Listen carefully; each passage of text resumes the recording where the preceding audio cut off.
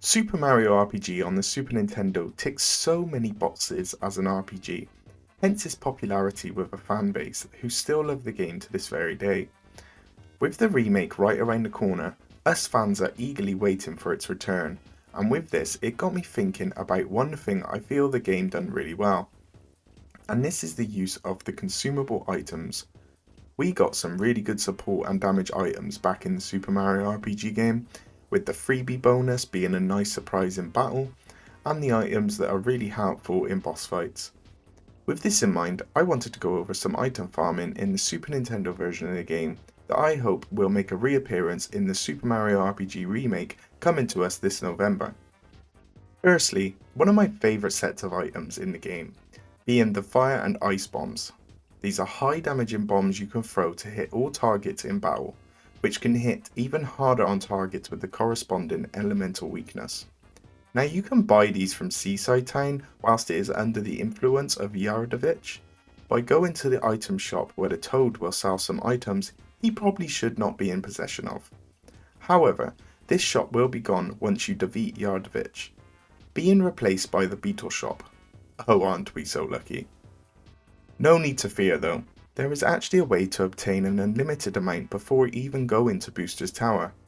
Once you have saved Moville, you can go to this little house northeast of the town where you can trade items in for points.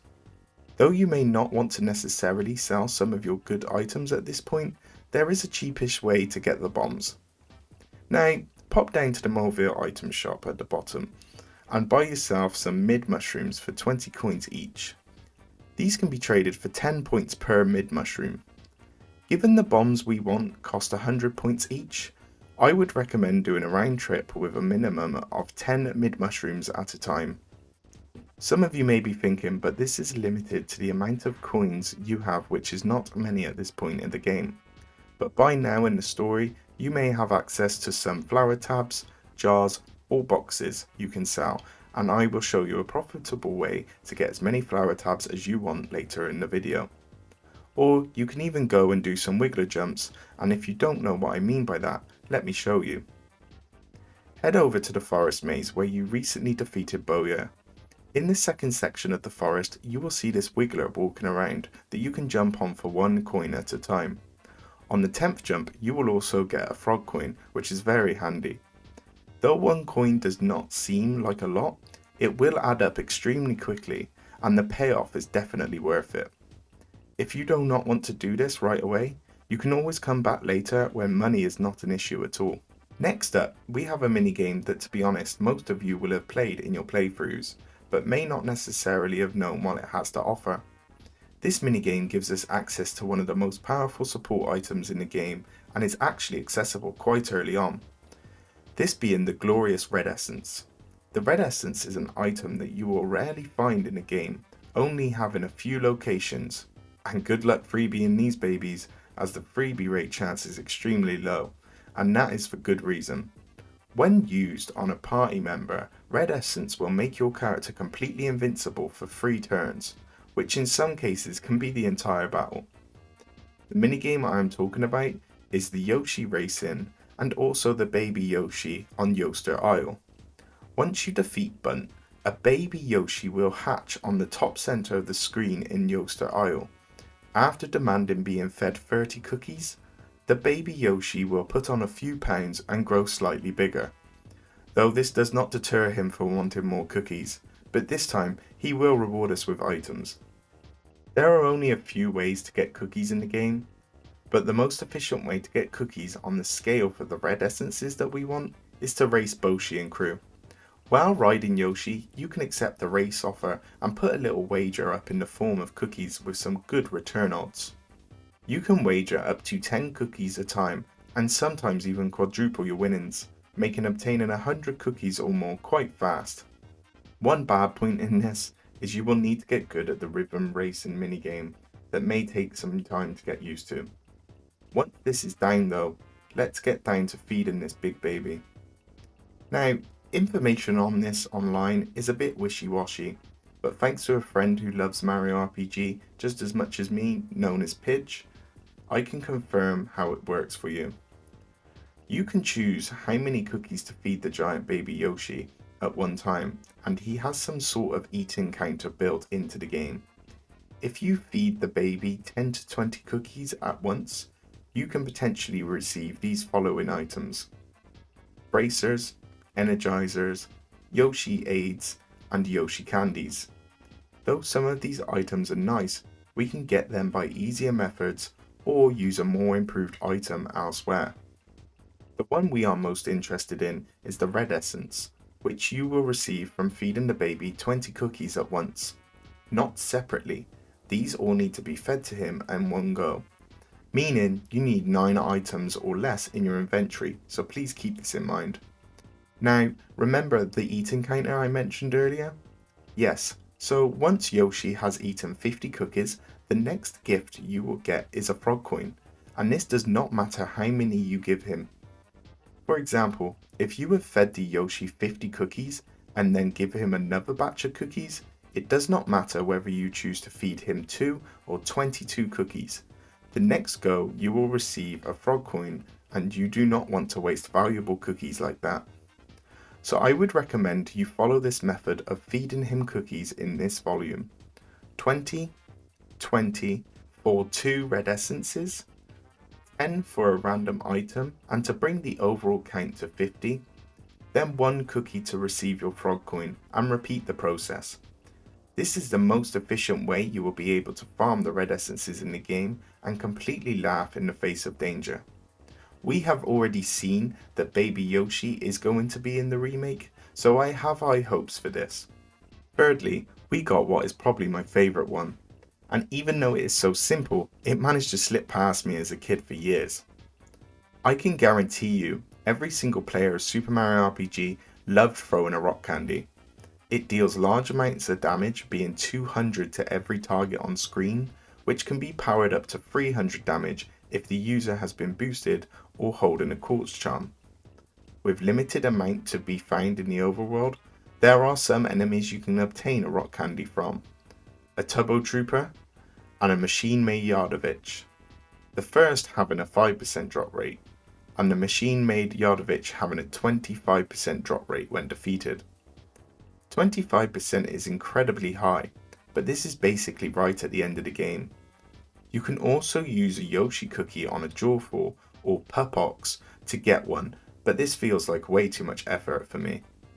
The best rock candy farm we have access to in the game is actually earlier on once you defeat Yardovich and save the Toads of Seaside Town. You now have access to the Hal food store, which is situated in a house just southeast of the Elder's house. To be efficient, I would recommend clearing any junk in your inventory to save time, and you want to buy mushrooms from the nice shopkeeper who is selling them for a whopping 4 coins each. Once you've filled your inventory with the normal mushrooms, you want to pop over to her neighbour, the Mushroom Boy's shop, who will literally take your mushrooms to eat. The majority of the time, your mushroom will be plain and ordinary, and he will just thank you. But there are 3 other instances that can occur here.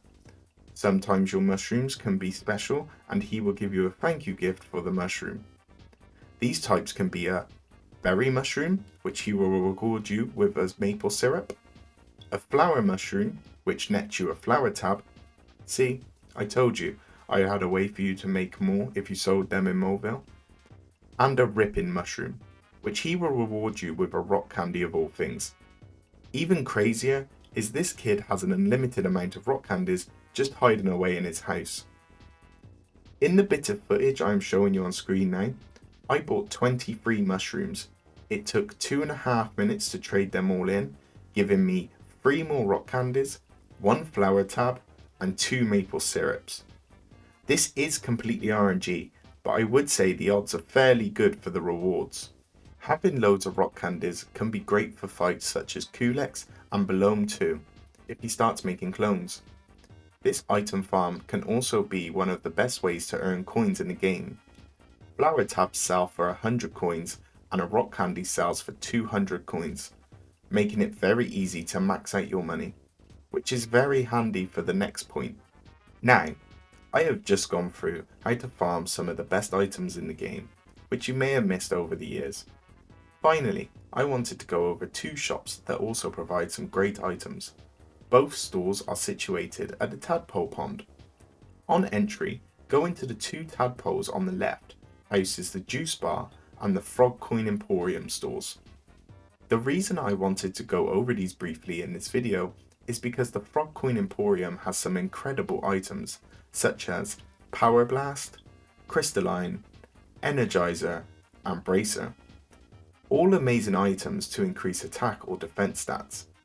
You can also buy Sleepy Bombs here, which is very useful in some enemy encounters such as the Johnny Boss battle. And I believe that because the currency for the Emporium being frog coins, it has caused a lot of people to not use the shop that are saving up for other things like the EXP booster.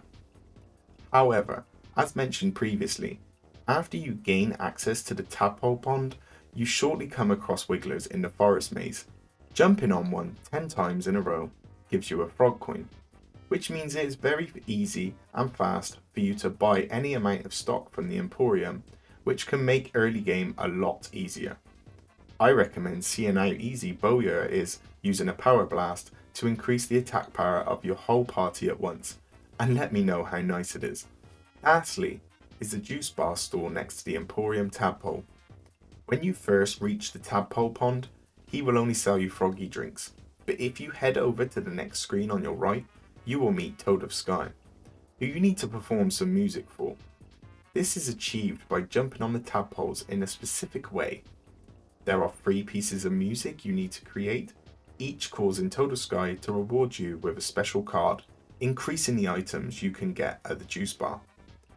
The first song gives you the Alto card, which gives you access to elixirs. The second giving you the Tenor card, giving you access to Mega Elixirs. And lastly, the Soprano card, which gives you access to Kiro Kiro Colas, which fully recovers your party members' HP and your FP. This does not come cheap at 200 coins, but luckily for you, I not very long ago gave you a method to make a lot of money very quickly. I will not go into depth on the specific songs that you need to create to obtain the cards, but it is very simply solved in text, which I will include in the description of this video, as some people may want to have a go at figuring out the songs themselves. Well, there it is everyone. Some item farming methods I hope make a return in Super Mario RPG, as items definitely can play a big part in this game and be very effective and fun to use. With endless amounts of rock candies, fire and ice bombs, who would not enjoy themselves? With the remake being less than 7 days away, I am eagerly awaiting its release, and I hope everyone has fun with it. If you enjoyed this video, please remember to subscribe to the channel, as I would definitely like to do some more Nintendo videos for you all, and I have some other ideas that I'm currently working on. Have a good day everyone, and bye for now.